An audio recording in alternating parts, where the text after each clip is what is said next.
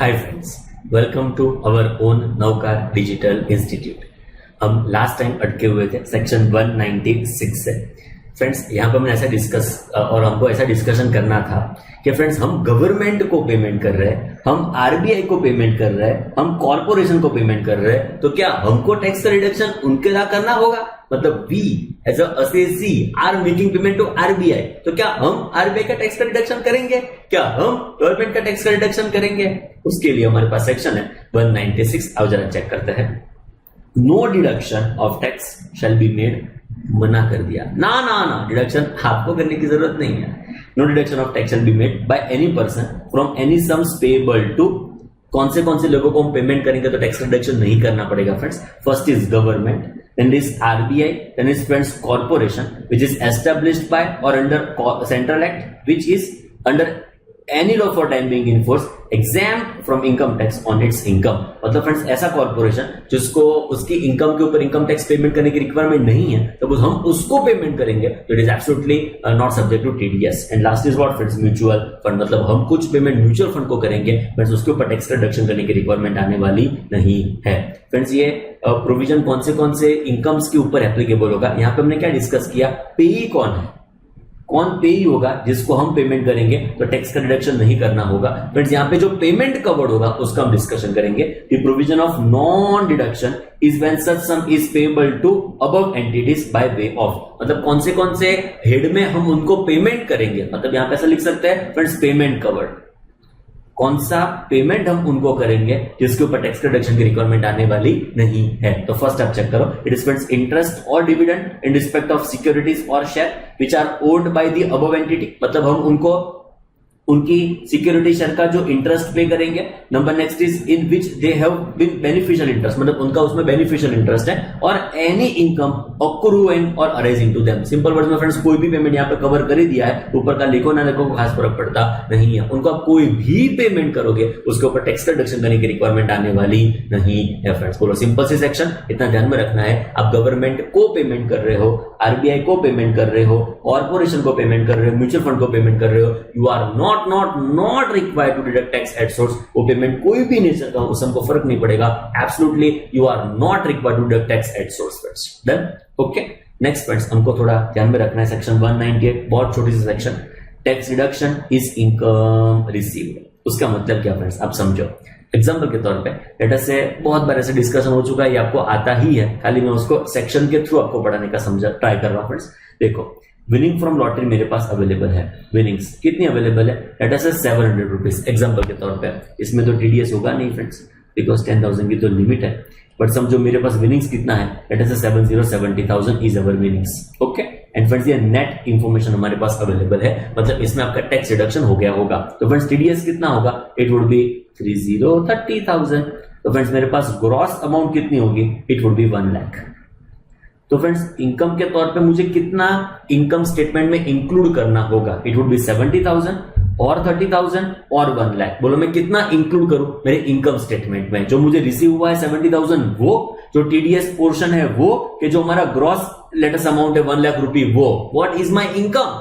Income के तौर पर मैं कितना डिस्क्लोज करूंगा? It would B tax deducted is income received. का मतलब क्या? ये जो टैक्स डिडक्ट हुआ है वो इनकम ही समझ लेने की, भले आपके पास रिसीव ना हुई हो उसको इनकम ही समझने की। एंड देयरफॉर फ्रेंड्स जो मेरा ग्रॉस अमाउंट होगा, जो मेरा ग्रॉस पोर्शन होगा, जो मेरा ग्रॉस 1 लाख रुपए का अमाउंट है, it will be regarded as what? My income. And आगे वैसे डिस्कशन में कर ही दिया है, तो ये कुछ बड़ी बात नहीं है फ्रेंड्स आपके लिए। मीनिंग कर by as a income statement, मतलब इनकम स्टेटमेंट में एज अ मुझे डिस्क्लोज क्या करना है? ग्रॉस अमाउंट डिस्क्लोज करना है, टीडीएस मतलब एलिमेंट डिस्क्लोज करना है, नेट अमाउंट डिस्क्लोज करना है। It is friends gross amount. Done?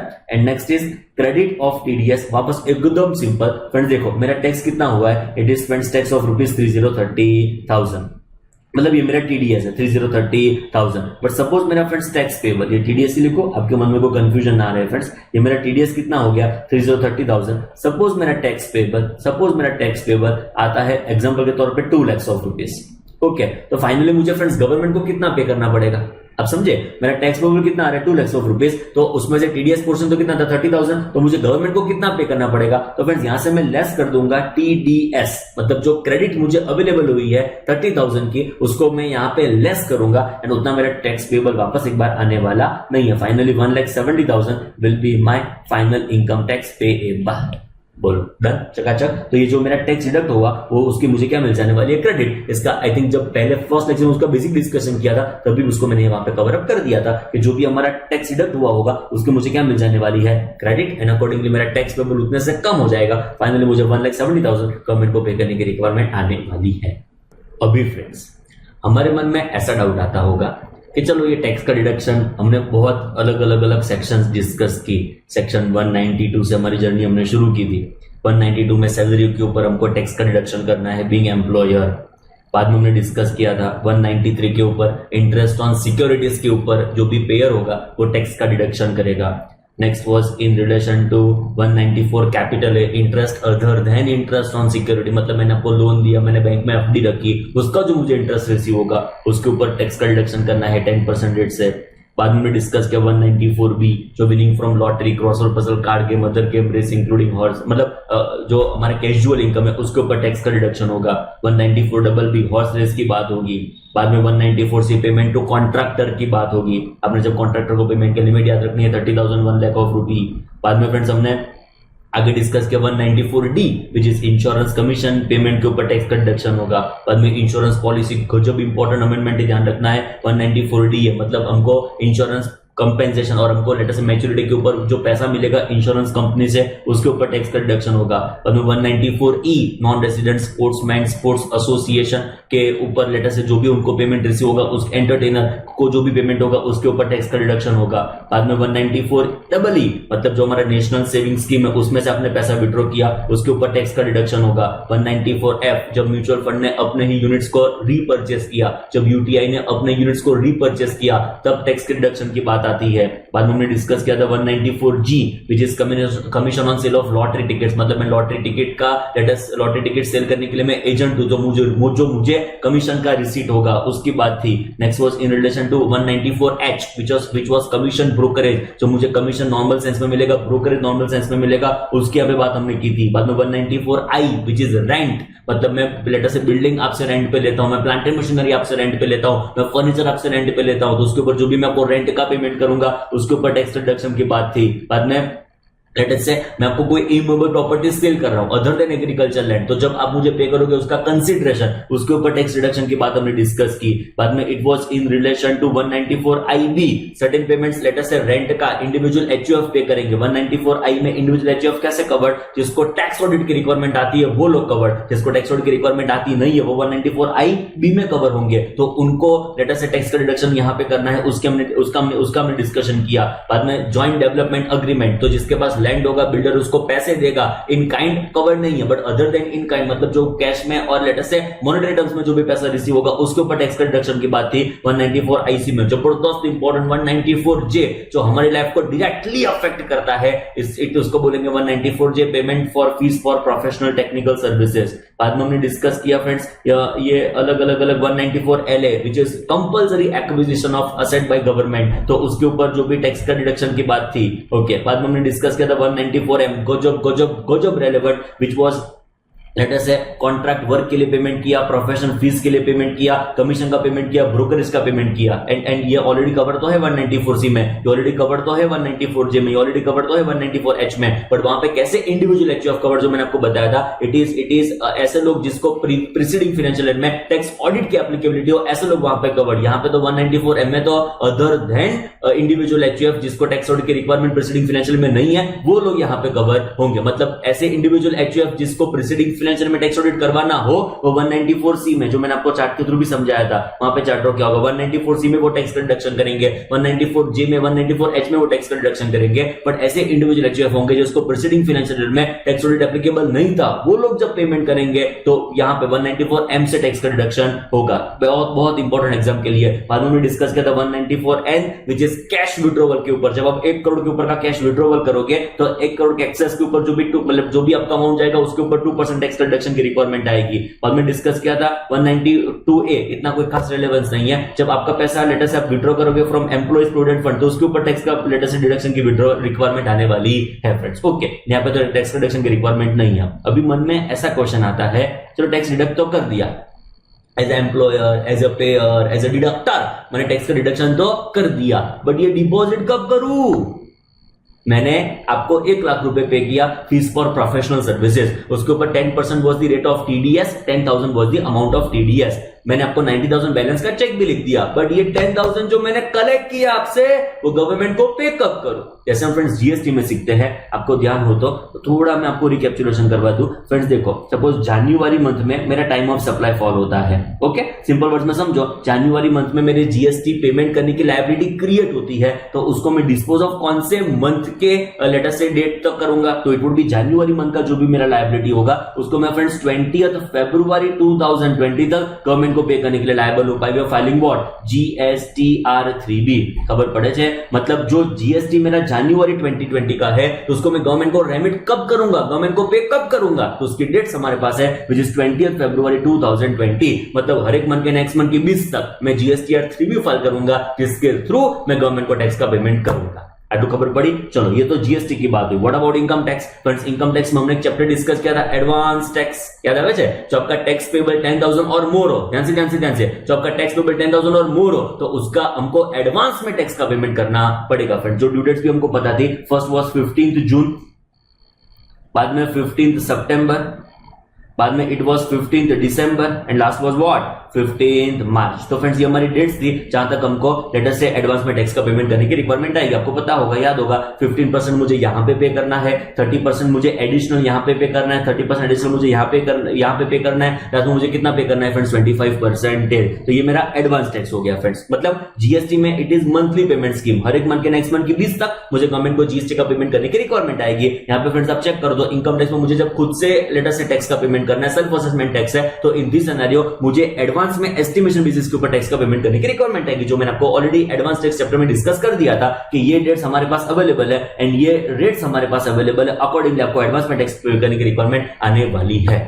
Done? इतना क्रिस्टल क्लियर, चकाचक। अभी हमारा डाउट ऐसा आता है कि जो टैक्स मैंने डिडक्ट किया है, जो मेरा टीडीएस एलिमेंट है, सपोज मैंने फ्रेंड्स 1 लाख का पेमेंट किया, जो हमारा ओरिजिनल एग्जांपल है, 1 लाख का मैंने आपको फीस का पेमेंट किया, उसमें से फ्रेंड्स 10,000 क्या हो गया? टीडीएस। जो बैलेंस मैं आपको 90,000 पे करने वाला हूं, उसका पेमेंट मैं गवर्नमेंट को कब रेमिट करूं?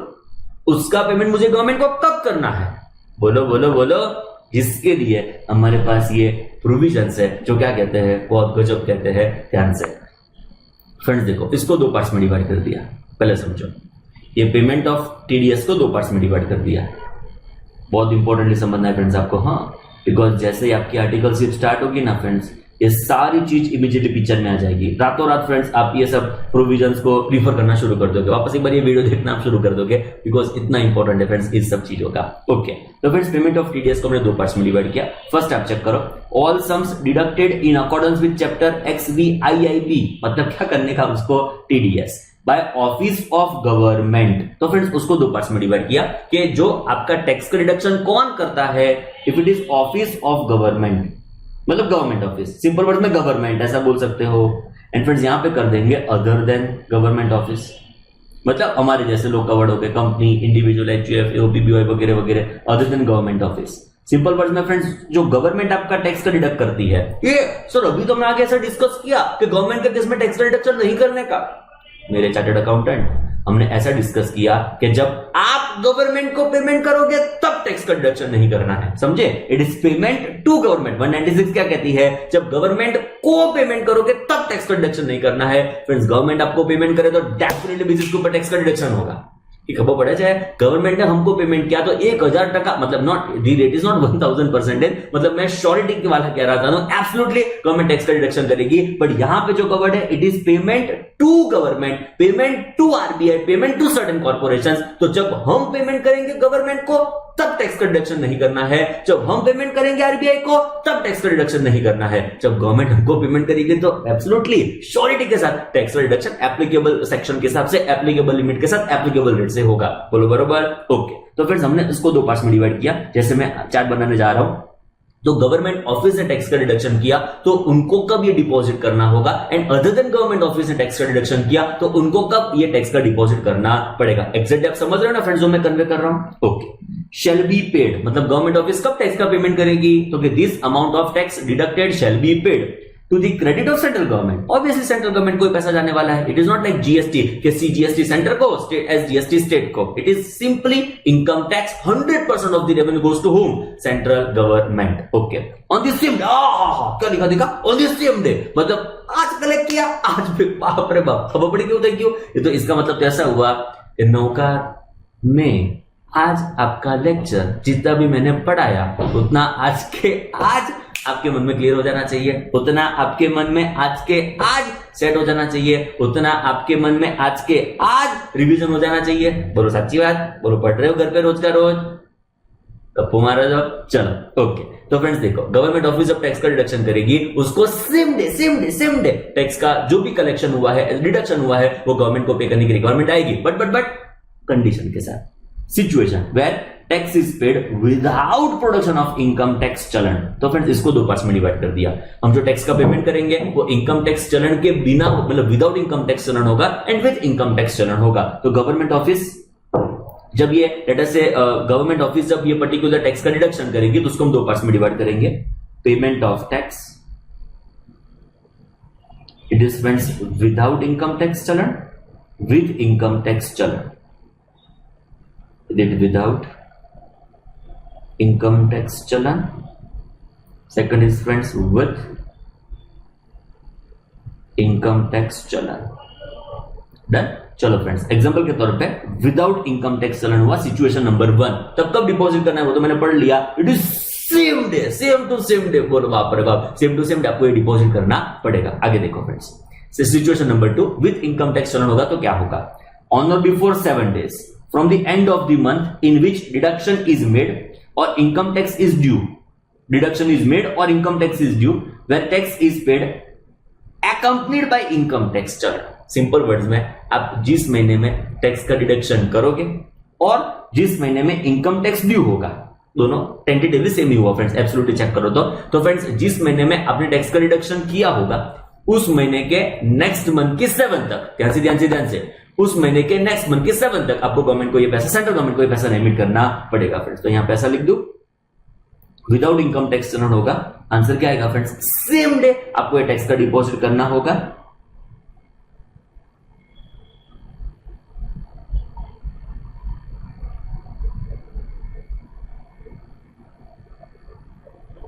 सेम डे टैक्स का डिपॉजिट करना है, विथ इनकम टैक्स चलन है। तो इस सिनेरियो में, इस सिचुएशन में friends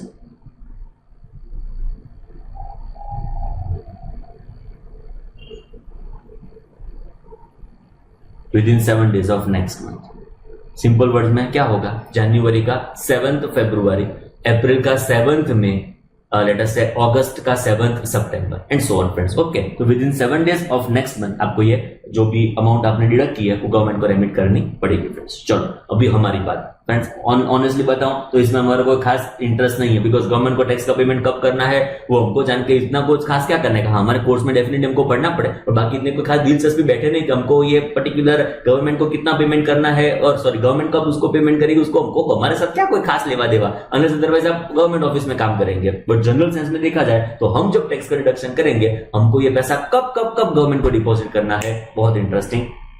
all sums deducted in accordance with chapter XVIIB। Okay, effectively check करो, इट इज 17 नंबर चैप्टर। हाँ फ्रेंड्स, 10 का मतलब क्या हुआ, 10 मतलब x का मतलब सॉरी क्या हुआ 10, v का मतलब 5 एंड 2 का मतलब दूसरे 2 मतलब it is 17b।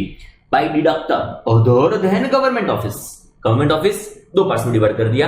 Income tax चलन के साथ वो डिपॉजिट करेंगे तो लेटर से इनकम टैक्स सॉरी चलन के साथ होगा तो हर एक मंथ के नेक्स्ट मंथ की 7 तक, एंड विदाउट इनकम टैक्स चलन होगा it would be on the same day.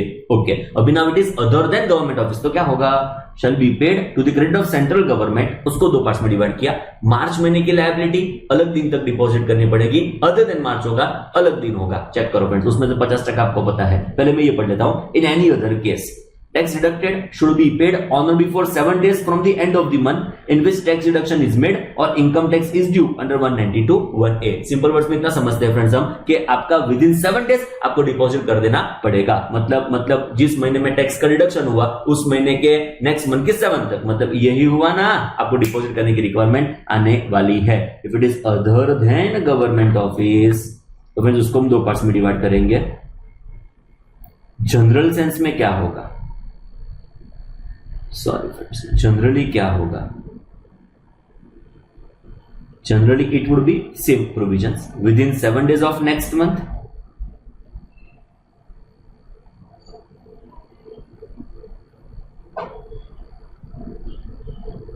Okay and friends जो सेकंड सिचुएशन बनती है it is for the month of March. Check करो, ऑन बिफोर 30th अप्रैल, ज्यादा टाइम दे दिया बिकॉज मार्च महीने में बहुत सारे काम हो सकते हैं, बुक्स ऑफ अकाउंट्स को फाइनलाइज करना, ये करना वो करना, टाइम लग सकता है फ्रेंड्स। वेयर इनकम और अमाउंट इज क्रेडिटेड और paid in the month of मार्च, मतलब जो मार्च का टीडीएस होगा वो अब 30th अप्रैल तक गवर्नमेंट को डिपॉजिट करने वाले हो।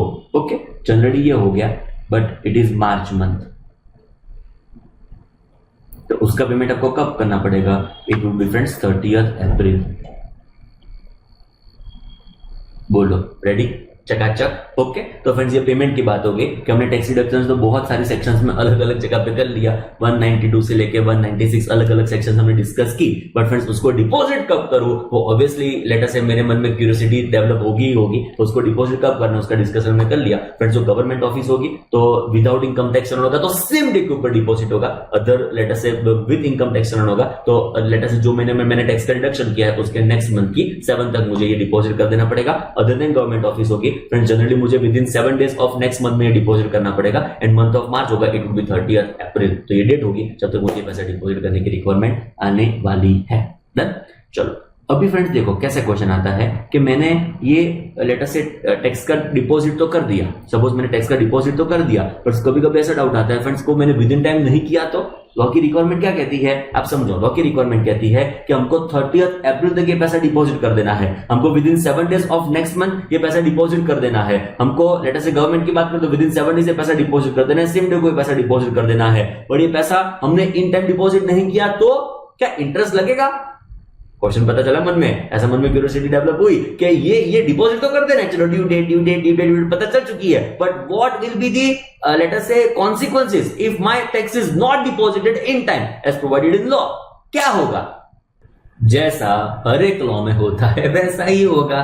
क्या होता है हर एक लॉ में? इंटरेस्ट पे करना पड़ेगा and the rate of interest is what 1% पर मंथ और पार्ट ऑफ मंथ, मतलब 1 महीने का आपका डिले होगा तो जो अमाउंट आपका पेएबल होगा ना फ्रेंड्स उसके ऊपर 1% इंटरेस्ट भरना पड़ेगा। लेट्स से 10 डेज का डिले किया तो भी 1% पे करना पड़ेगा because this 1% is what per month और पार्ट ऑफ मंथ। डन, चकाचक। ओके, तो ये ड्यू डेट्स के बारे में बात थी एंड फ्रेंड्स लास्ट आएगा रिटर्न्स और लेटर से क्वार्टरली स्टेटमेंट्स। ओके, जिसको बोलेंगे टीडीएस रिटर्न्स। जैसे फ्रेंड्स जीएसटी में भी रिटर्न्स है, जीएसटीआर1 नॉर्मल लोगों के लिए, GSTR four for composition supplier, income tax में रिटर्न से return of income, okay, ITR one ITR four वगैरह वगैरह। तो फ्रेंड्स जैसे हर एक रिटर्न जीएसटी हो के इनकम टैक्स हो उसकी ड्यू डेट्स होती है, सिमिलरली फ्रेंड्स यहाँ पे भी टीडीएस की हमारे वहां पे लेटर से रिटर्न्स की ड्यू डेट्स है। मतलब जैसे हमको यहाँ पे टैक्स का पेमेंट करना है जिसको हमने डिस्कस किया कि जैसे हमको टैक्स का डिपोजिशन कर देना है और उसके साथ हमको उसके रिटर्न्स भी फर्निश करने पड़ेंगे, उसके स्टेटमेंट्स भी फर्निश करने पड़ेंगे, तो वो कब हमको फर्निश करने हैं उसकी यहाँ पे डिटेल्स है फ्रेंड्स। फर्स्ट आएगा हमारा क्वार्टर, अप्रैल मई जून, मतलब हमारा जो फर्स्ट क्वार्टर होगा उसका हमारा जो एंड होगा वो 30th जून को होगा, उसका रिटर्न हमको फर्निश करना पड़ेगा। बहुत simple, it is friends 31st जुलाई, मतलब मंथ क्वार्टर हमारा खत्म हुआ अप्रैल मई जून, उसके बाद का क्वार्टर मतलब जब उसका बाद का जो भी मंथ आएगा उसका लास्ट डे 31st जुलाई तक हमको ये क्वार्टरली स्टेटमेंट फाइल करने की रिक्वायरमेंट आने वाली है। नेक्स्ट आप चेक करो, it is friends second quarter आएगा, it would B 30th September,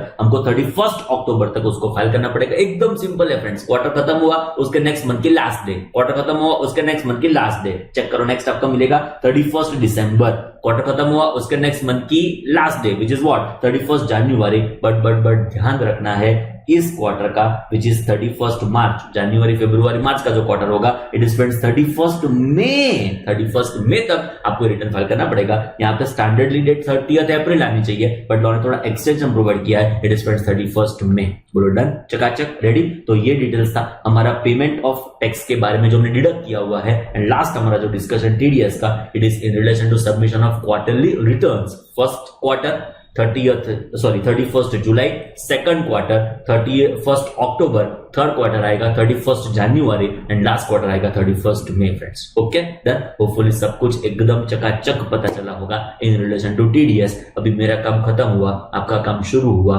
study material के हर एक इलस्ट्रेशन को आपको सॉल्व करना है। स्टडी मटेरियल के पीछे जो भी एक्सरसाइज हमारे पास अवेलेबल है वो भी आपको इन डिटेल सॉल्व करनी है फ्रेंड्स। डन। एंड बाद में कोई भी क्वेरी उसमें से हो कि इसमें से हो, आप मुझे व्हाट्सएप करके डेफिनेटली पूछ सकते हो, कोई भी time friends. Thank you so much. If you like this video, share it with your friends. Subscribe to our YouTube channel to watch more such videos and learn from our expert faculty members. Press the bell icon to get regular notifications whenever we upload a new video.